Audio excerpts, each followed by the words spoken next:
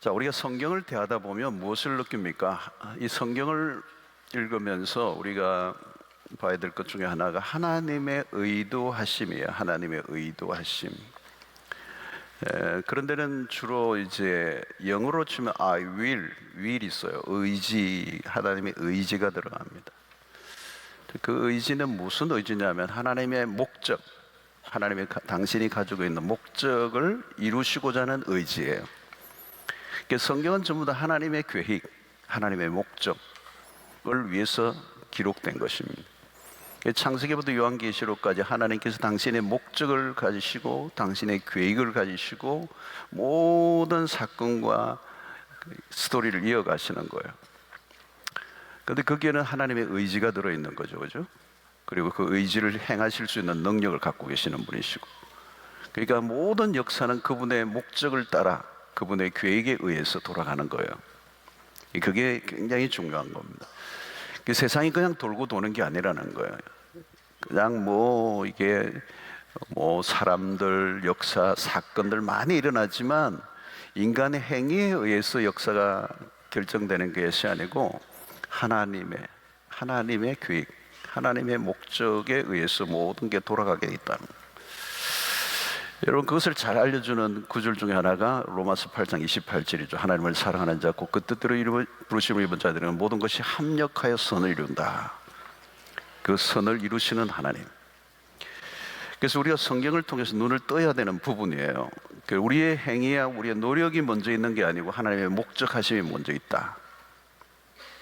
그래서 우리가 어떤 사건을 볼 때도 그렇고 어떤 인물을 보면서도 그 하나님의 의도하심이 무엇인지를 눈치를 채야 돼요. 그거를 성경을 보면서 자꾸 눈이 열려져야 되는 겁니다.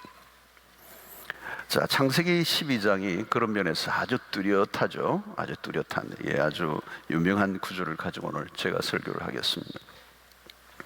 자, 오늘 여기 보면 1절에 여호와께서 아브라함에게 이르시되 너는 너의 고향과 친척과 아버지 집을 떠나 내가 내게 부여를 줄 땅으로 가라. 엄청난 얘기가 여기 있어요.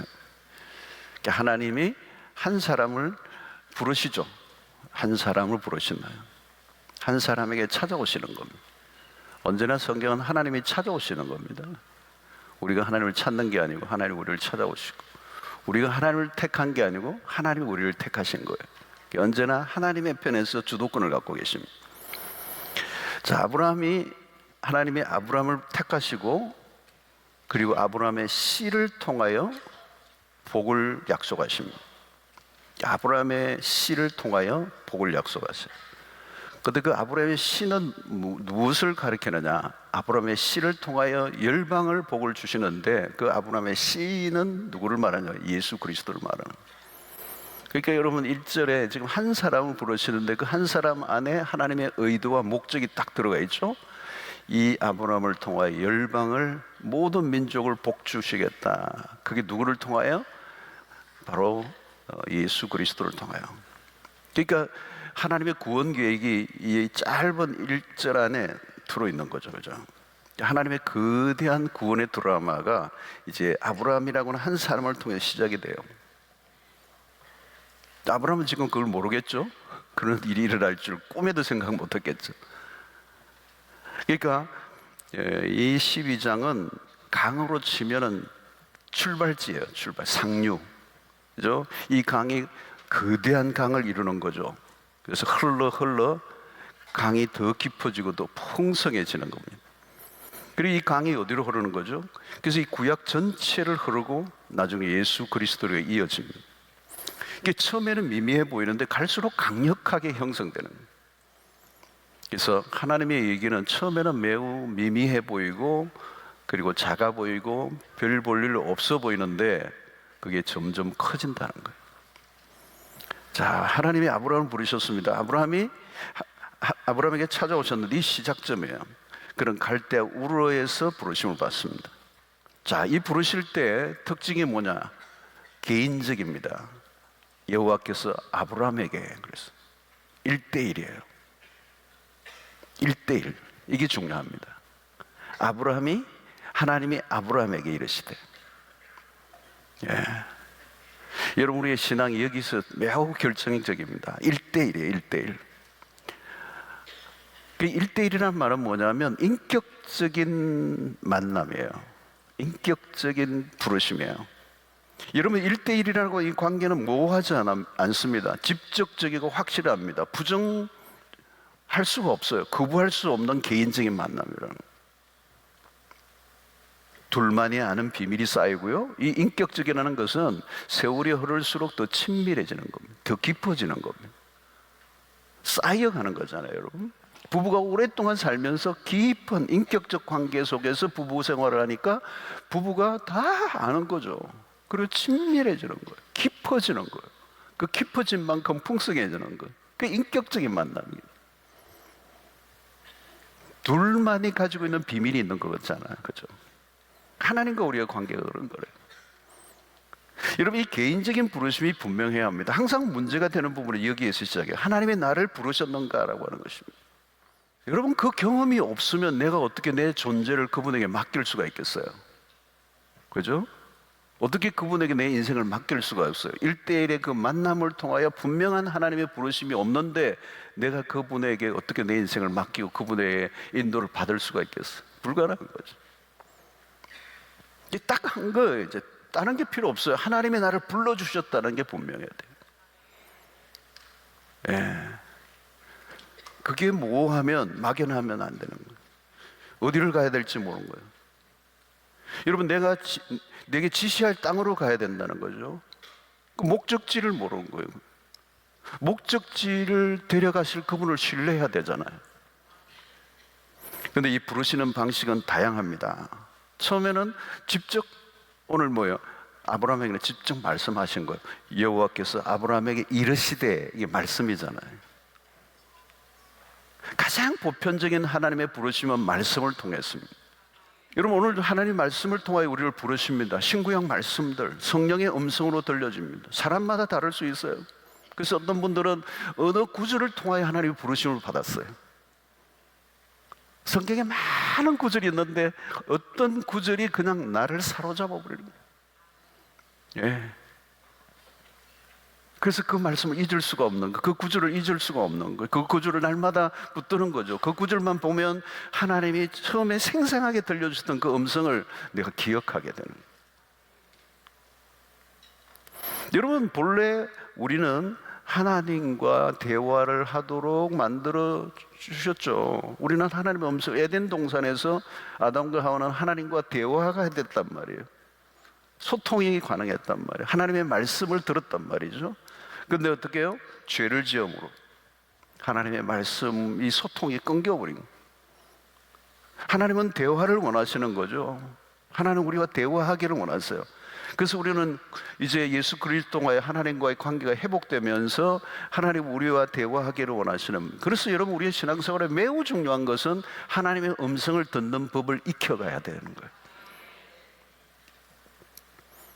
하나님의 부르심을 받은 사람들이라면 이제 하나님은 그냥 그들을 그냥 알아서 살라고 하시고, 부르신 분을 계속해서 하나님이 인도하시기 때문에 무엇을 통하여? 말씀을 통하여.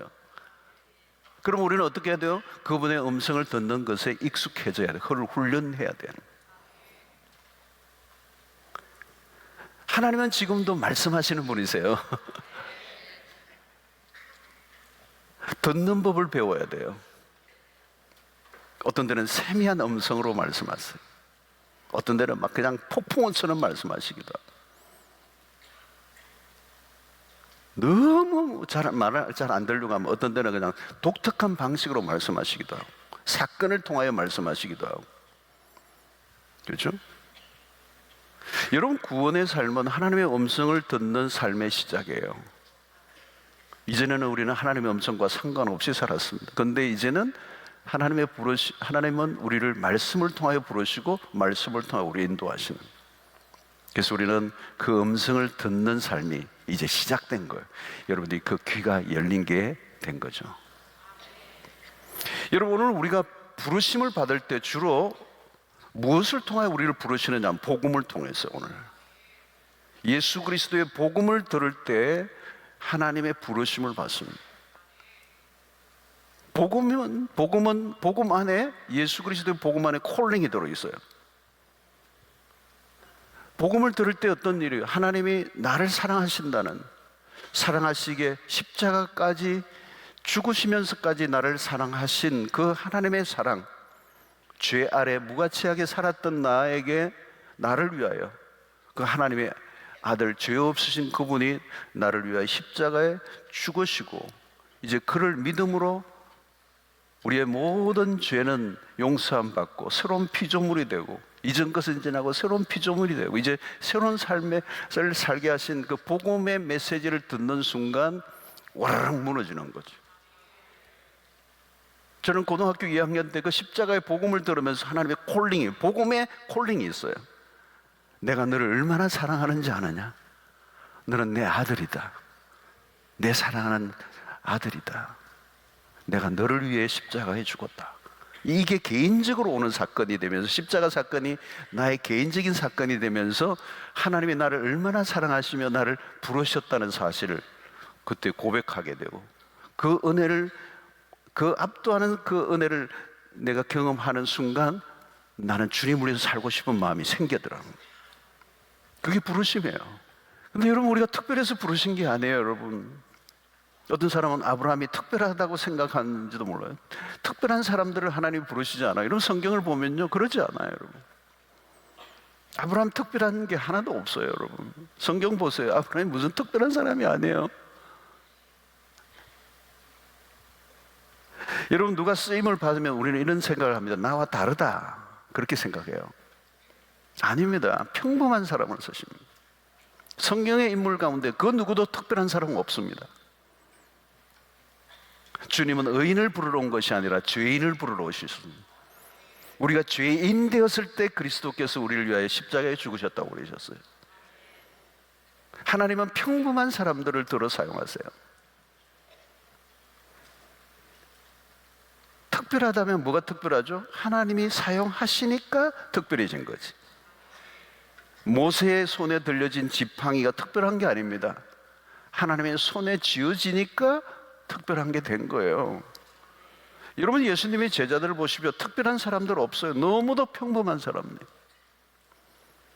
그런데 하나님이 들어 쓰시는 순간부터 특별해지는 거예요. 여러분, 예수님의 제자들이 천부들입니다. 갈릴리 천부들, 뭐 평범한 사람들. 그 시대에 어떻게 보면 제도권의 그 상황으로 보면 오히려 이 변두리, 그죠? 변두리 촌 사람들이에요. 근데 주님의 부르심을 받고 난 뒤에 그들은 역사적인 존재들이 되잖아요. 여러분, 베드로의 이름이 얼마나 유명해졌어요, 여러분. 너의 이름을 장대하게 하겠다라고 하는 이 창세기 12장 2절의 말씀이 성취된 거예요, 여러분. 아브라함만 그런 게 아니에요. 예수님의 제자들도 하나님은 평범한 사람들을 사용하시는 거예요. 그래서 하나님의 위대함을 드러내시는 거예요. 세상에 약한 자를 들어 강한 자를 부끄럽게 하시는 하나님. 왜? 하나님의 능력이 드러나기 때문에. 오늘 이 밤에 여러분들이 다 그렇게 쓰임받게 되기를 축원합니다. 자, 부르심을 받은 사람들은 떠나야 돼요. 떠나야 돼요. 떠나야 돼요. 떠나야 돼요. 자, 너의 고향과 친척과 아버지 집을 떠나. 여러분, 우리의 믿음의 조상의 아브라함에 있어서 매우 중요한 터닝 포인트는 여기에 있어요. 하나님이 부르셨어요. 그때 그 부르심의 반응이 뭐냐? 떠나는 거예요. 너의 고향과 친척과 아버지 집을 떠나라. 여러분, 여기에서 모든 게 결정이 돼요. 우리의 반응이에요. 이 떠남은 물리적 떠남일 수도 있지만 정서적 떠남일 수도 있고요. 분명한 것은 떠남이에요. 떠나는 게 믿음이에요. 확실하게 떠나라는 거죠. 고향과 친척과 아버지 집. 여기는 피할 길이 없어요. 내가 살던 곳, 익숙한 곳, 안정된 곳. 여러분, 사람은요, 안정감을 찾는 게 기본적인 욕구잖아요. 일평생 사람들이 추구하는 게 뭐예요? 나는 안정된 삶을 살고 싶은 게 일평생. 이제 안정된 삶이 됐어. 그게 목적이에요. 근데 여러분, 믿음의 삶은 반대예요. 안정된 삶을 포기하라는 거예요. 여러분, 하나님은 먼저 이전의 연결고리를 다 끊어버리게 하시는 거죠. 끊어야 할 걸 끊어야 하나님과 연결이 되는 거예요. 세상의 줄들과 연결될수록 하나님에 대한 의존의 줄은 가늘어져요.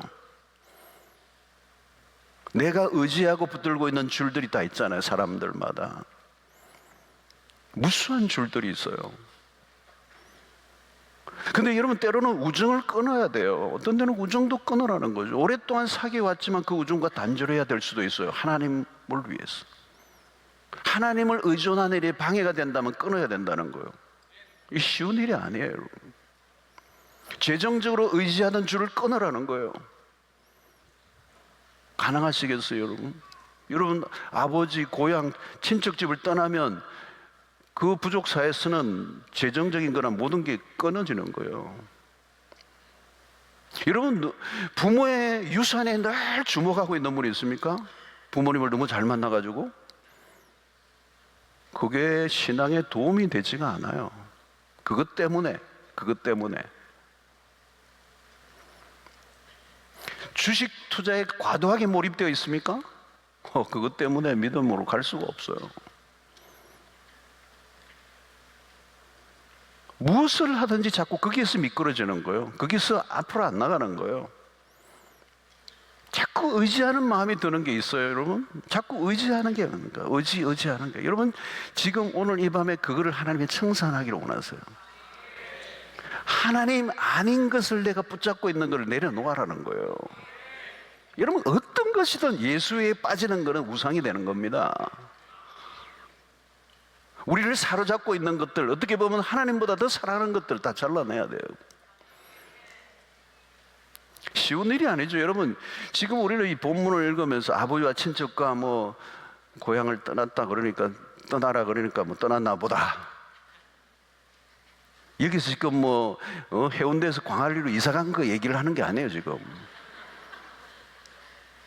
부산에서 서울로 이사 갔다는 얘기가 아니에요, 여러분. 이민 갔다는 정도가 아니에요. 이 사회는, 이때는 부족 사회는 옮기는 순간 죽는 겁니다. 부족 간의 싸움도 있고요. 그 애국으로 내려갔다가 아내 뺏길 뻔했잖아요, 여러분. 금방 그런 일이 생기는 거잖아요. 그런데 내가 의지하는, 붙들고 있던, 의존했던 그것을 끊어내는 거죠. 그걸 끊으라는 거예요. 그래서 여러분, 우리가 믿음의 길을 걸어갈 때 계속 우리가 무엇과 싸우느냐 하면 두려움이에요, 두려움. 내가 이걸 그만두면, 이걸 포기하면, 이걸 내려놓으면 죽는 거 아니냐, 망하는 거 아니냐, 실패하는 거 아니냐, 이 두려움이 오는 거예요. 그 두려움과 싸우는 거예요. 그 두려움을 이겨내는 게 믿음이에요. 믿음이 생기면 두려움을 이기는 겁니다.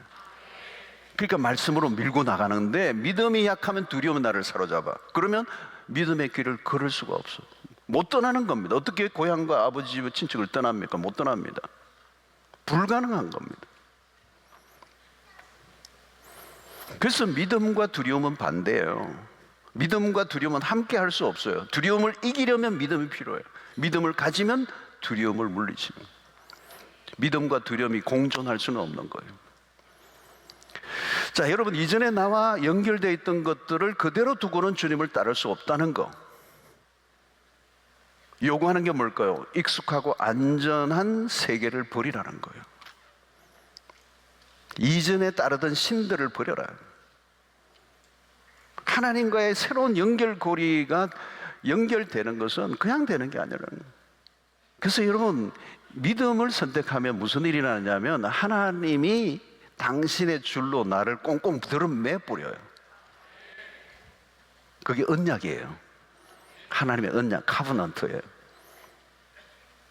내가 너를 복주고 복주겠다라고 하는 하나님의 약속, 이 말씀을 따라 살면 내가 너를 통해서 모든 열방을 복주시겠다라고 하는 그 약속, 그죠?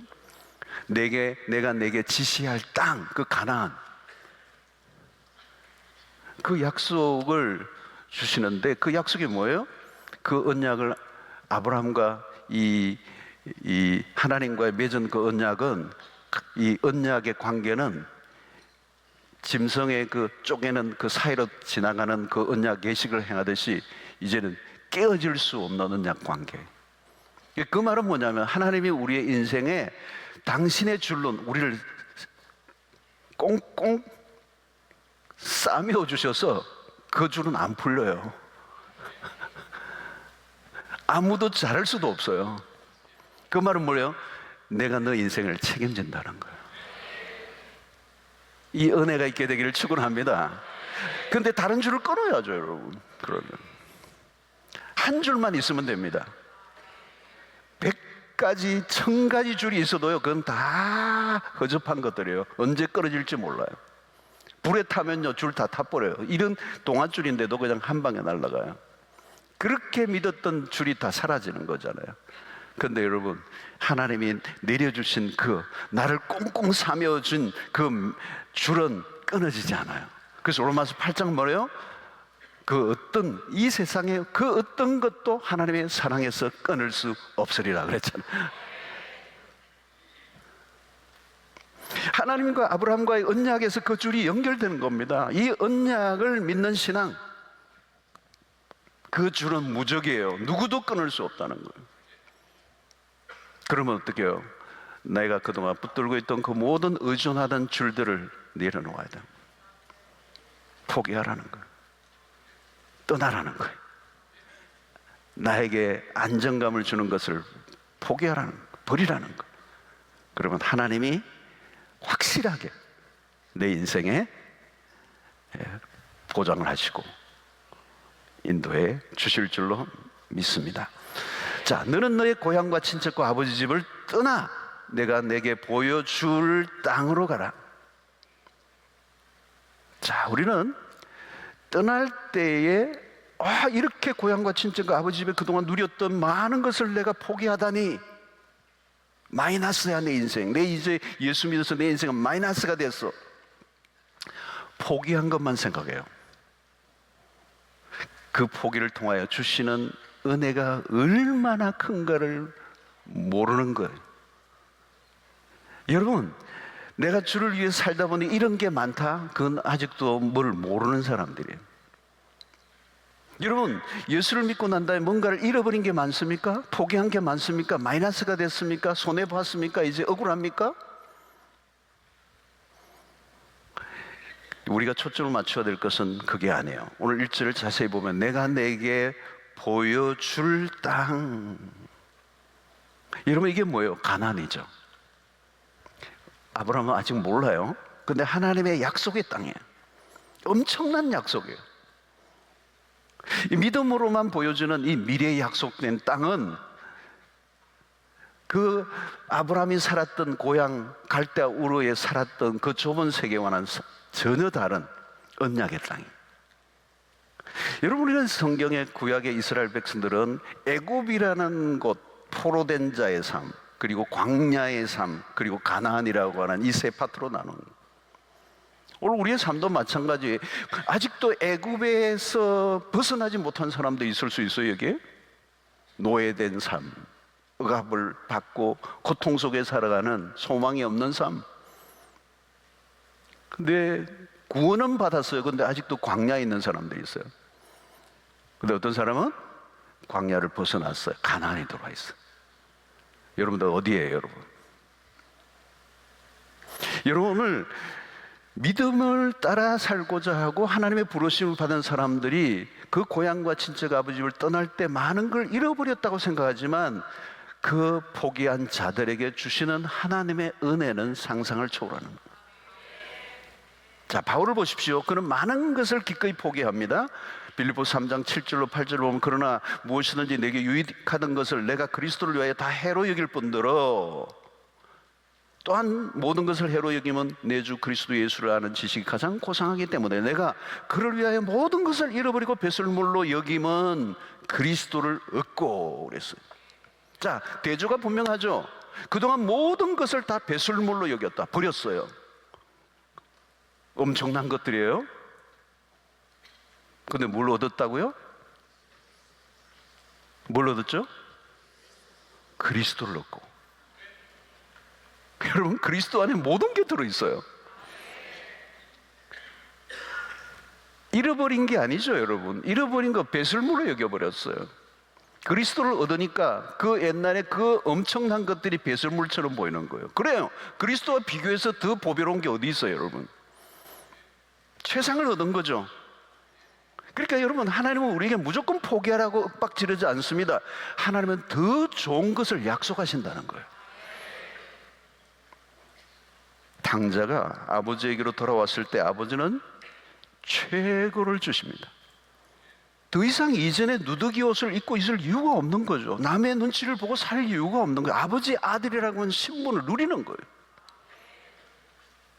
아버지의 것은 다 아들의 것이잖아요.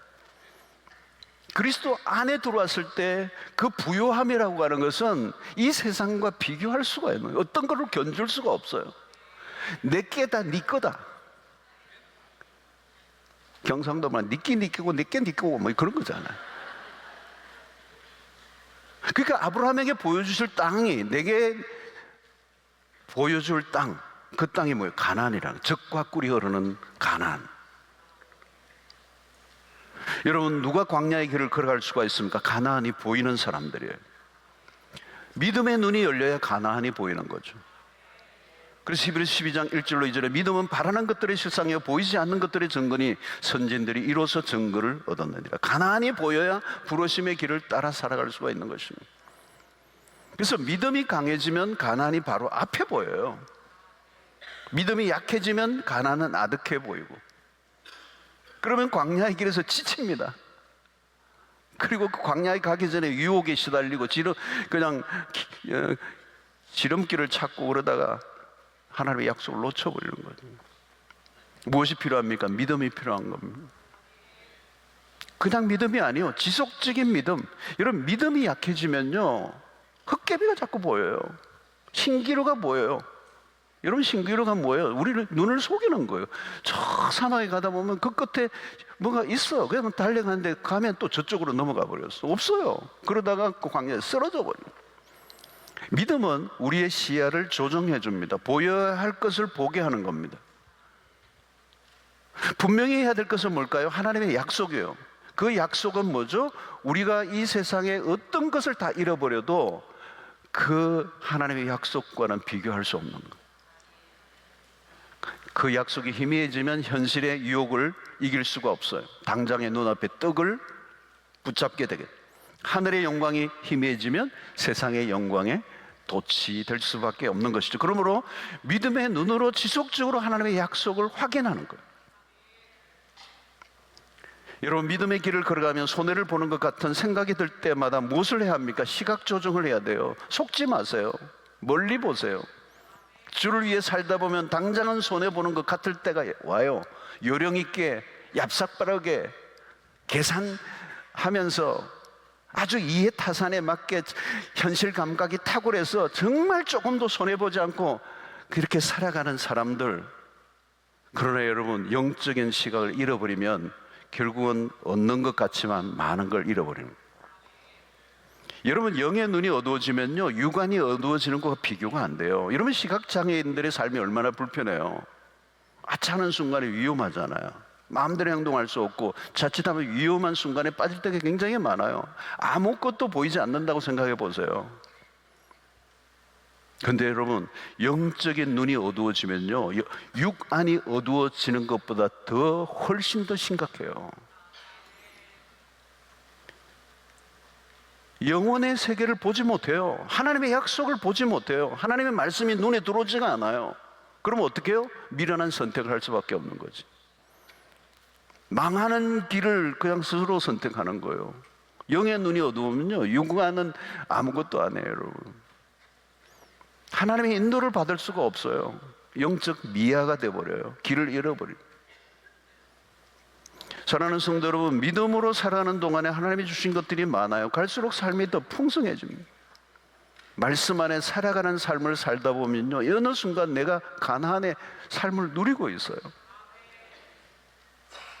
이건 물질적인 면을 말하는 게 아니에요. 하나님이 허락하신 삶에서 누리는 그 풍성함은 물질로 통하여 누리는 것과는 비교가 안 되는 거예요. 물질은 좀 더 우리를 편리하게 만들지만 우리를 진정한 자유와 진정한 부유한 삶을 누리게 해주지는 못하잖아요. 이전에는 물질에 매여 살아서요 아무리 벌어도 부족해요. 결핍정세는 사라지지 않아요. 그런데 여러분, 가난의 삶은 뭘까요? 지금 이대로 좋은 거예요. 범사에 감사하는 삶을 살게 되고, 예배하는 자의 그 누리는 축복과 기쁨과 만족이 있는 것, 관계가 갈수록 풍성해지고, 말씀을 따라 살아갈 때 내 삶에 모든 묶여있는 것들이 풀려지기 시작하면서 그야말로 젖과 꿀이 흐르는 그 삶이 펼쳐지는 거예요. 예수를 믿지 않았을 때 삶과 비교할 수 없는 삶이 우리에게 펼쳐지는 거예요. 자, 아버지 데라가 나오는데요, 창세기 11장 31절 31절 보세요. 데라가 그 아들 아브람과 하란의 아들인 그의 손자 롯과 그의 어머니 아브라함의 아내 사레를 데리고 갈대인의 우르를 떠나 가나안 땅으로 가고자 하더니 하란에 이르러 거기 거류하였으며 데라는 나이가 205세가 되어 하란에서 죽었더라. 자, 데라는 하란에서 죽었더라. 이게 창세기 11장의 마무리예요. 자, 그러면 성경이 왜 11장 끝에서 데라의 죽음을 다루고 있을까? 자, 여러분, 이 부족 사회에서 가족을 이끄는 이 가장의 죽음은 작은 사건이 아니에요. 그동안 아브라함의 가정을 이끌었던 데라, 그가 죽어요. 더 이상 아버지의 인도를 받을 수가 없습니다. 아버지 데라가 인도할 수 있었던 곳은 하란까지예요. 하란 이상은 갈 수가 없어요. 하란에서 죽은 거예요. 자, 이게 인간의 한계입니다, 여러분. 우리가 의지하고 있는 대상이 누구냐는 거죠. 그 족장시대의 그 아버지, 그 족장은 절대적인 존재요. 그 가정을 이끌어가는 리더였어요. 그가 죽어요. 하란에서. 정신적 지주가, 우리가 살다 보면 정신적 지도 있고 우리가 의지하고 따르고 싶은 인물들도 있어요. 그러나 더 이상 도와주거나 의지할 수 없는 순간이 와요. 자, 여호수아 1장을 보면 이스라엘 지도자 모세가 죽어요. 그리고 여호수아가 그 뒤를 잇습니다. 그러나 그 여호수아도 죽어요. 여호수아 뒤를 이은 지도력에 문제가 생기면서 이스라엘은 사사기 시대가 도래해요. 원인은 뭐죠? 사람의 인도가 아니라 하나님의 인도를 받아야 되는데 그들은 하나님의 인도를 거부한 것이죠. 그래서 그들은 왕을 달라고 그랬어요. 그러면서 이스라엘 역사가 또 어둠 속으로 빠집니다. 자, 창세기 11장 끝에서 아브라함의 아버지 데라가 죽는 사건은 의미심장해요. 성경은 그냥 아무렇게나 기록하지 않습니다. 데라의 죽음은 분명히 시사하는 바가 있어요. 데라의 죽음은 아브라함이 새로운 삶을 출발하게 하는 것입니다. 더 이상 육신의 아버지를 의지하지 말라. 여러분, 우리의 인생에 뭔가 의지해야 될 것들과 결별하고 하나님의 인도의 걸림돌을 제거하게 하시고 우리를 인도하실 분은 유일하신 하나님이시라는 것. 그래서 1절에 그 아버지와 친척을 떠나 말씀하신 거예요. 자, 아브라함은 아버지 데라가 죽은 후 하나님 아버지의 인도를 받게 되죠. 사랑하는 성도 여러분, 우리의 인생은 나그네 길이에요. 집을 떠난 나그네들, 필그림들, 순례객들. 여러분, 이 나그네의 삶에서 결정적인 건 뭐냐면 인도자가 누군가예요. 인도자가 없으면 갈 수가 없어요. 누가 인도하느냐는 거예요. 인도자가 없으면 길을 잃은 거예요. 이 나그네의 길은 결코 만만하지 않아요. 가나안을 가는 길은 만만하지 않아요. 위험해요.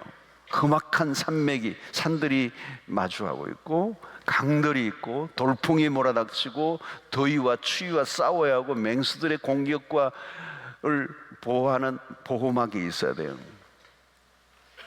여러분, 우리의 신앙의 길에 가이드가 필요해요. 하나님의 인도, 가이던스, God's guidance. 여러분, 광야는 한순간 저주의 땅으로 변할 수가 있어요. 광야에서 길을 잃은 사람이 많습니다. 길을 잃는 순간 뺑뺑이를 돌게 되는 거예요. 가나안으로 가는 길은 험한 것이죠. 여정에서 무슨 일이 일어날지 모르는 것입니다. 여러분, 우리 신앙의 길이 만만하지 않아요. 만만하지 않아요. 우리 신앙의 길을 만만하게 보아서는 안 돼요. 제대로 주님의 말씀을 따라 살려고 하면 쉽지 않은 여정이에요. 그리스도인이 걸어야 할 길은 어떤 길이죠, 여러분? 그리스도인이 걸어야 될 길은 언제나 우리의 삶의 정도는 십자가예요. 십자가를 건너뛰면 안 돼요. 십자가 없는 부활이 없어요. 광야를 거쳐야 가난이 오는 거예요. 십자가를 놓치는 순간 위험한 것입니다. 미혹이 시작이 되는 거예요. 순간적인 만족과 기쁨을 쫓습니다. 그러면 어떻게 돼요? 가난으로 가지 않고 중간에서 응거주춤 장막을 쳐요. 그 순간부터 신앙생활이 엉망진창이 되고 삶의 목적을 잃어버리는 거예요. 왜 사는지를 모르고 왜 돈을 버는지를 모르고 엉뚱한 곳에 인생을 낭비하고 헛된 수고를 하고 광야의 삶에서 시들어가는 거죠. 삶은 갈수록 미궁에 빠져버리는 거예요. 여러분, 목적지가 분명해야 합니다. 내가 내게 지시할 땅으로 가라는 거예요. 내가 원하는 길이 아니라 주님이 지시하신 땅, 그 지시할 땅으로 가야 될 사람은 매일 매순간 하나님의 음성에 귀를 기울이고 스텝 바이 스텝, 한 걸음 한 걸음 그분의 인도를 받는, 처음 부르셨을 때 그 주님의 음성에 그대로 반응하고 순종하며 나아가는 거예요. 여러분, 중요한 것은 앞으로 나아가는 것이에요. 부르심을 받은 사람은 뒤로 가지 않는 거예요. 근데 이스라엘 백성들은 끊임없이 뒤로 가려고 했죠. 광야에서 가나안으로 가지 않고 애굽으로 가려고 했던 것이. 사랑하는 성도는 우리는 계속 전진해야 되는 것입니다. 앞으로 나아가려고 하면 뭐가 필요해요? 믿음이 필요한 것입니다. 믿음으로 시계를 확보하는 것입니다. 그리고 자꾸 현실에 안주하려고 하는 유혹과 싸워야 해요. 여러분, 믿음이 약해지면 자꾸 뒤로 가려고 해요. 하나님은 우리를 더 깊고 풍성한 것으로 인도하시고자 하십니다. 아브라함은 갈수록 하나님의 위대하신 일들을 경험하게 되죠. 그분은 누구예요? 전능하신 하나님. 아브라함은 그 하나님의 인도를 따라갑니다. 그리고 하나님은 이 아브라함의 생애 가운데 당신의 계획과 목적을 드러내십니다. 갈수록 구원의 파노라마가 펼쳐져요. 여러분, 그가 믿고 따르는 분이 누구이신가를 점점 경험하기 시작하는 것입니다.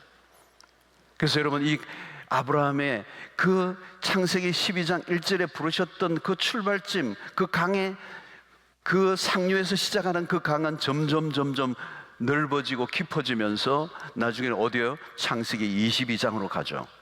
아브라함이 이삭을 모리아에 바치는 사건. 그 이삭이 누구예요, 여러분? 바로 예수 그리스도를 말하는 거예요. 아브라함의 생애를 통하여 메시아를 통한 구원의 드라마가 펼쳐집니다. 하나님은 오늘 또 우리를 부르시고 우리를 통해 당신의 영광을 드러내시고 당신의 계획을 이루시고 당신의 누구이신가를 드러내시는 하나님이십니다. 여러분, 오늘 우리의 인생이 지금 어떤 상황에 놓여 있는가는 별로 중요하지 않아요. 하나님이 나를 부르셨다면 그 다음은 하나님이 당신의 목적을 위하여 우리를 어디론가 데리고 가시는 거예요. 우리는 할 게 뭐예요? 그분의 인도를 매일 받고 살아가는 거예요. 그렇다면 그 삶은 실패가 없어요. 하나님의 부르심에는 후회가 없다는 찬양을 하죠. 하나님은 반드시 당신의 의도를 가지고 우리를 사용하시고 우리의 삶을 특별하게 빚어가신다는 거예요. 내가 하나님을 택한 게 아니에요. 하나님이 우리를 택하셨어요. 우리가 잘나서가 아니라는 거예요. 하나님의 손에 우리의 삶을 맡기고 따라갈 때 특별한 인생으로 우리를 사용해 주신다는 거예요. 사랑하는 성도 여러분, 오늘 또 우리 주님의 이끄심에 순순히 따라가는 여러분들 되시기를 축원합니다. 매일매일 말씀 앞에 신실하게 반응하시기를 바랍니다. 내가 내게 지시할 땅으로 가라는 그 말씀은 매일 믿음으로, 내 생각과는 다르지만 내 계획과 내 생각과 내가 꿨던 꿈과 다르다 할지라도 하나님이 말씀하신 내가 내게 지시할 땅으로 가라고 하는 그 말씀 앞에 그 말씀만 믿고 따라가는 거예요. 손해볼 것 같고 망할 것 같고 실패할 것 같아도 그 길을 따라가라는 거예요. 그리고 내가 의존하는 것들을 다 제거하고 주님의 말씀에 가볍게 순종할 수 있는 삶의 환경을 만들고, 여러분 주님이 말씀하시면요 언제든지 순종할 삶을 살아야 되는 거예요. 내게 지시할 땅은 매일매일 하나님이 인도하시는 거예요. 그날 하루 bun치 인도를 받으면 그 다음날은 어떻게 될지 몰라요. 그 다음날은 그 다음날 하나님께 맡기는 거예요, 여러분. 그래서 여러분, 아브라함은 장막을, 창세기 12장에 보면 장막을 치고 옮기는 거예요. 장막을 쳤다는 거예요. 텐트를 쳤다는 거예요. 가볍게 콘크리트를 친 게 아니에요. 말뚝을 세게 박은 게 아니에요. 가볍게 박은 거예요. 언제든지 뽑아서 옮길 수 있는 텐트를 하는 거예요. 순종의 발걸음이 가벼워야 돼요. 그 고향과 친척 아버지 집에 아주 견고하게 그냥 부족 사회를 이루고 살았던 그 안정된 울타리를 다 벗겨버린 거죠. 그리고 그는 끊임없이 순례자로 나그네로 살아온 거예요. 매일 이주하는 삶을 살았던, 매일매일 주님을 의지하면 할 수밖에 없는 인생을 살아가는 거예요. 여러분, 안정된 삶은 결코 우리에게 안정된 삶이 될 수가 없어요. 부르심을 받은 사람들에게는 내가 있는 자리는 결코 안정된 곳이 아니에요. 부르심을 받는 삶이 가장 안정된 삶인 줄로 믿습니다. 매일 그분의 말씀에 귀를 기울이고 걸어가는 그 삶이 가장 세이프한 삶이에요. 내가 내 안정된 삶을 구축한 삶이 결코 안정될 수가 없어요. 여러분, 하나님이 흩어져 버리시면요 한 방에 다 날라. 한 방에 한 방, 몇 방도 아니에요. 한 방이에요. 그래서 여러분, 하나님은 종종 우리의 삶을 흔들어서요, 우리가 너무 안정된 삶을 추구하려고 하면 그 삶을 하나님이 흔들어 버리세요. 너가 붙들고 있는 게 결코 의존할 수 있는 게, 의지할 게 아니라고 하는 사실을 확인시켜주기 위해서 내 인생을 흔들어 버리세요, 여러분. 그래서 우리의 자랑을 무색하게 만들어 버리고, 내가 믿었던 것들을 믿을 수 없는 것이라는 사실을 확인하게 하시고, 우리가 믿고 의지할 분은 오직 하나님 한 분밖에 없음을 알게 하시는 하나님, 그분을 의지하고 그분이 내 인생에 당신의 목적과 계획을 따라 내 인생을 사용해 주실 때, 우리가 그분의 의도하심에 내 삶을 맡길 때 그 삶이 가장 안정된 삶이에요. 가장 축복된 삶이에요. 하나님이 책임져 주는 인생을 살아가는 여러분들 되시기를 축원합니다. 여러분, 그러면 내 삶은 무의미하지 않아요. 기대가 돼요. 기대가 돼요. 그분이 어디로 더 내 삶을 인도해 주실지. 하나님이 우리의 삶의 가장 큰 상급이요 보상이 되시기 때문에 그분을 따라가는 거예요. 그러지 않은 사람들은 여러분, 우리의 인생을 그냥 무의미한 삶을 살게 되고 떠밀려 다니는 삶을 살게 되고, 결국은 자기가 뭔가 계획을 세우고 목적을 가지고 살아가지만 그 목적과 계획을 따라 이루어질 수 있는 인생도 없을 뿐만 아니라 그 삶의 그 결과 끝이 얼마나 허무하고 무의미한 것인지를 뒤늦게 발견하고 후회하는 인생을 사는 사람들이 얼마나 많이 있습니까? 사랑하는 성도 여러분, 하나님이 우리를 부르셨습니다. 개인적으로 부르셨습니다. 그때부터 우리의 삶은 의미가 있습니다. 그리고 그것이 사명입니다. 그리고 그분의 인생이, 그분의 삶에 우리의 삶을 맡길 때 우리의 인생은 특별해집니다. 그리고 당신의 의도와 목적과 계획을 따라 우리를 데리고 가시는데 그 하나님의 계획은 실패하지 않습니다. 그래서 내가 실패했더라도 하나님은 실패하지 않습니다. 그분의 손에 붙잡혀져 있는 우리의 인생은 갈수록 파노라마가 펼쳐집니다. 개인이 부름을 받았을 때 아브라함의 생애와 비교할 수 없는 역사가 아브라함이 신약의 예수 그리스도까지 이루어져 인류의 구원의 역사를 이루었던 것을 아브라함이 어떻게 생각조차 했겠어요, 여러분? 하나님의 인도를 받고 그 부르심 앞에 순종하고 매일매일 그 말씀 앞에 온전히 살아갈 때 하나님의 내 인생을 어떻게 사용하시며 어떻게 총천년색 파노라마가 펼쳐지는 찬란한 영광스러운 인생으로 이끌어 주실지 nobody know, 아무도 할 수 없어요. 사랑하는 성도 여러분, 이제 내가 계획하고 꿈꾸고 열심을 낸 것과 비교도 안 되는 삶이, 하나님이 펼쳐주시는 인생, 하나님이 열어주시는 인생, 하나님이 여러분들을 데리고 가시는 인생, 그래서 여러분들을 통하여 하나님의 영광을 드러내시고 여러분들의 인생을 가장 복되고 풍요하게 이끌어 주실 그 하나님을 기대하며 매일매일 말씀 앞에 순종하며 뚜벅뚜벅 걸어가시는 여러분들 되시기를 축원합니다. 두려워하지 마시기를 바랍니다. 그분이 우리를 승리케 하실 줄로 믿습니다. 그분이 언약으로 우리를 완전히 꽁꽁 싸매 주셔서 아무리 내가 벼랑 끝으로 떨어지려고 해도 떨어지지 않도록 주님이 그 동료된 그 줄로 강하신 손으로 우리를 붙들어 주시고 우리의 인생을 끝까지 구원의 길로 또 승리의 길로 풍성한 삶으로 인도해 주실 줄로 믿습니다.